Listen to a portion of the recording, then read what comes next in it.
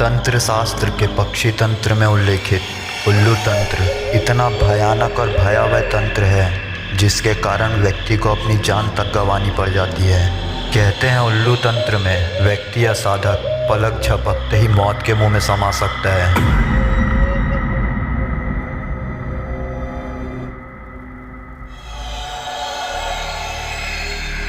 इस बात से आपको ये अंदाज़ा लग ही गया होगा कि वाकई में उल्लू तंत्र कितना भयानक होता होगा।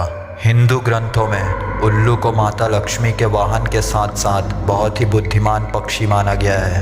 कहते हैं उल्लू अपना भूत, भविष्य और वर्तमान तीनों कालों का अनुमान लगा सकता है, जिसके कारण इसे त्रिकालदर्शी भी कहा जाता है। दुनिया में बहुत से लोग उल्लू की तुलना मूर्खों से करते हैं, लेकिन इस बात में कोई भी सच्चाई नहीं है, क्योंकि हिंदुओं के पवित्र ग्रंथ रामायण में उल्लूक चतुराई का भी वर्णन पाया जाता है।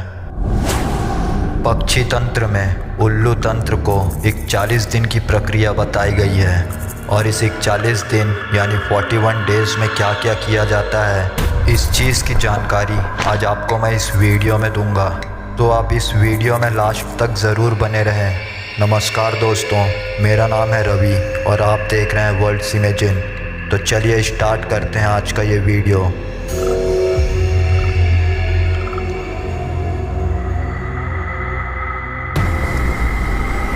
पक्षी तंत्र में उल्लुओं का महत्वपूर्ण स्थान है। इस पक्षी की गुणवत्ता और शक्तियों का विस्तार से उल्लेख किया गया है। जैसा कि मैंने आपको वीडियो के स्टार्टिंग में बताया था, उल्लू तंत्र 40 दिनों की प्रक्रिया है। इस प्रक्रिया में साधक या तांत्रिक सबसे पहले एक जंजीर को सिद्ध कर लेता है, जिससे वह उल्लू को बांध कर रख सके। उसके बाद वो एक ऐसी उल्लू की तलाश में निकलता है जिसका वजन 1.25 किलो होना चाहिए। ऐसी तांत्रिक साधनाओं को अंजाम देने वालों का मानना है कि अगर उल्लू का वजन 1.25 किलो से अधिक या कम हो तो ये उल्लू तंत्र असफल हो जाता है। सुनने में तो ये बात बहुत अजीब लगेगी कि उल्लू तलाश करना, वो भी सिर्फ 1.25 किलो का, ये बहुत कठिन कार्य है।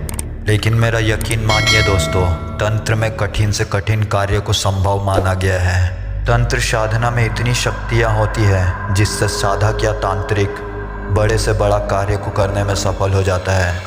उल्लू तंत्र में जब साधक 1.25 किलो का उल्लू हासिल करने में सफल हो जाता है, तो उसके बाद उस उल्लू को वो उसी जंजीर से बांध कर रखता है जिसे वो पहले ही सिद्ध कर चुका है। सिद्ध जंजीर में जकड़ने के बाद उल्लू पहले ही दिन से व्याकुल होने लगता है। इस तंत्र में उल्लू को खाने के लिए शमशान से लाई हुई हड्डी को दूध में उबालकर शराब में भिगोकर प्रतिदिन 3 बार भोजन कराया जाता है।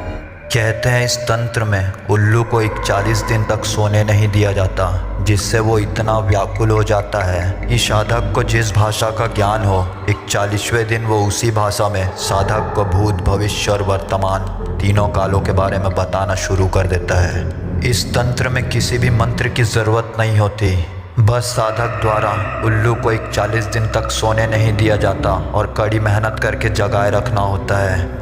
कहते हैं जब उल्लू तंत्र सिद्ध हो जाता है तो वो साधक को उसके तीनों कालों के बारे में सचेत कर देता है, और साथ ही साथ अपने शरीर के हर एक अंगों की विशेषताओं को बताना शुरू कर देता है।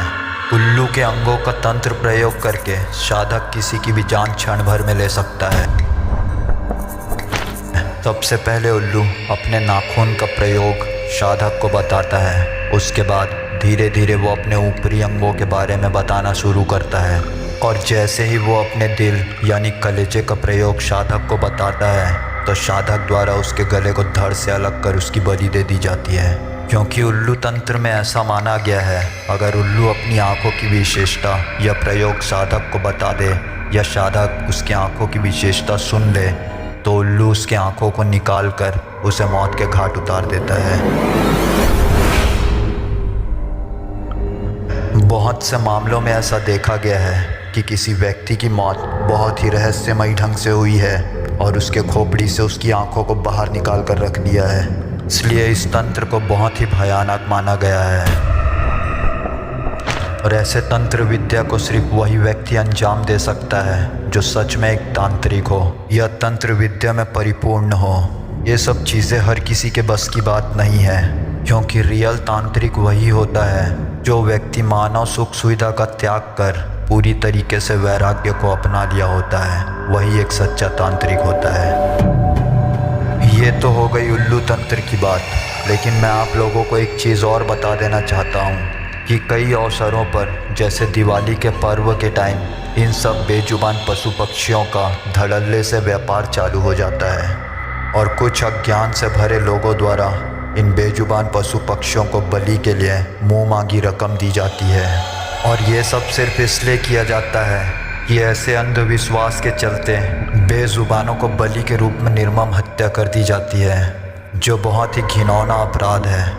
ये सब बातें सुनकर अगर आपके मन में कोई भी विचार है तो उसे नीचे कमेंट्स बॉक्स पर ज़रूर लिखें। लेकिन अगर आप मेरी बात से पूरी तरह से सहमत हैं दोस्तों, तो इस वीडियो को इतना शेयर करें कि सिर्फ बलि के लिए ऐसे बेजुबान पशु पक्षियों का व्यापार बंद हो सके और ऐसे व्यक्तियों को कड़ी से कड़ी सज़ा मिल सके जो पैसों के लिए ऐसे बेजुबानों के साथ घिनौना काम करते हों।